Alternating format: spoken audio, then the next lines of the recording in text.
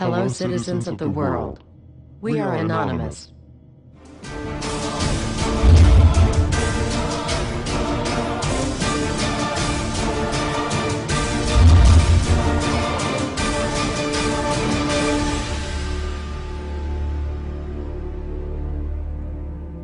Dear brothers and sisters, now is the time to open your eyes. In a stunning move that has civil libertarians stuttering with disbelief, the U.S. Senate has just passed a bill that effectively ends the Bill of Rights in America.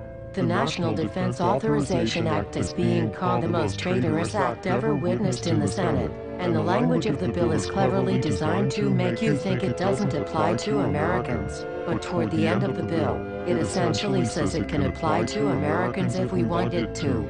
Bill summary and status. 112th Congress, 2011 to 2012, S. 1867.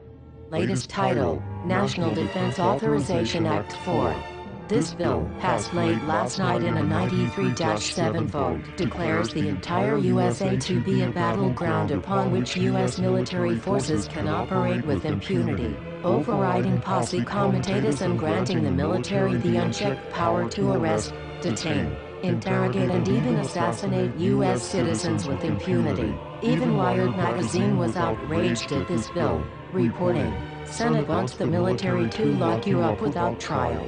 The detention mandate to use indefinite military detention in terrorism cases isn't limited to foreigners. It's confusing, because two different sections of the bill seem to contradict each other. But in the judgment of the University of Texas Robert Chesney, a nonpartisan authority on military detention, U.S. citizens are included in the grant of detention authority. The passage of this law is nothing less than an outright declaration of war against the American people by the military-connected power elite.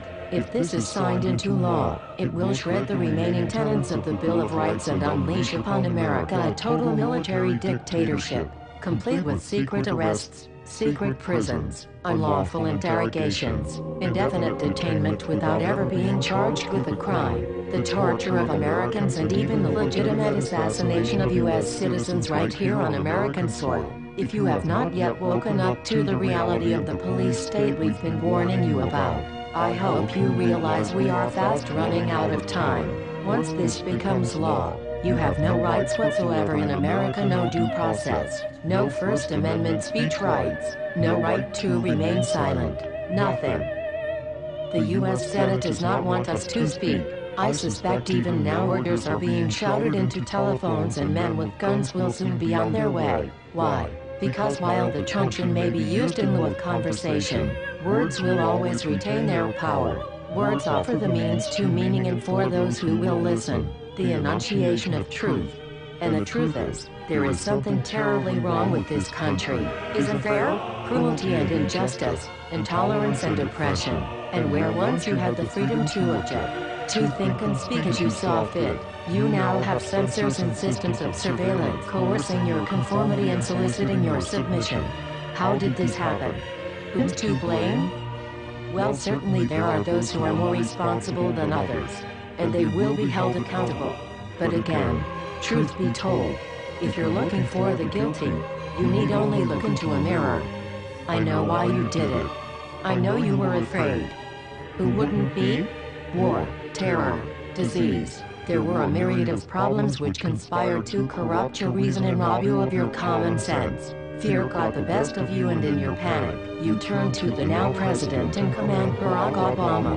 He promised you order. He promised you peace. And all he demanded in return was your silent, obedient consent. More than 400 years ago, a great citizen wished to embed the 5th of November forever in our memory. His hope was to remind the world that fairness, justice, and freedom are more than words, they are perspectives. So if you've seen nothing, if the crimes of this government remain unknown to you, then I would suggest that you allow the 5th of November to pass unmarked. But if you see what I see, if you feel as I feel, and if you would seek as I seek, then I ask you to stand beside one another, 1 year from November 5th, 2011, outside the gates of every courthouse of every city demanding our rights. Together we stand against the injustice of our own government. We are anonymous. We are legion. United as one. divided by 0. We do not forgive censorship. We do not forget oppression. U.S. Senate. Expect us. Greetings, Greece. We are anonymous.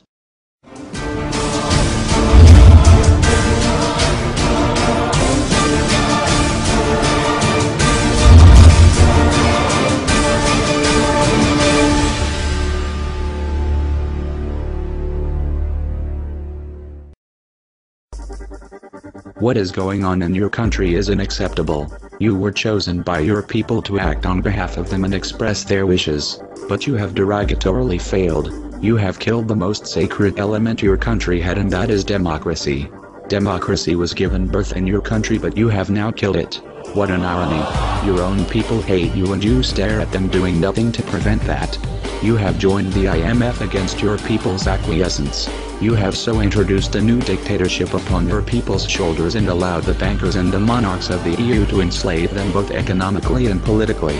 They pay their government's mistakes heavily, and you made foreign people hate them for something they are not responsible for. What a shame. Police is taking advantage of its powers and attacks people who demonstrate in order for justice to be done. We are anonymous. We are legion. We do not forgive. We will not forget. Expect us. They demonstrate against you, but you do not want their voices to be heard. You deprive them from their right of freedom of expression and of their right to live. Your arbitrary actions must be punished. By signing the ACTA bill, you are going to deprive your people from further freedom, and you are pushing them one step towards oppression. You ignored our warnings, and now we are in charge. We are anonymous. We are legion. We do not forgive. We do not forget.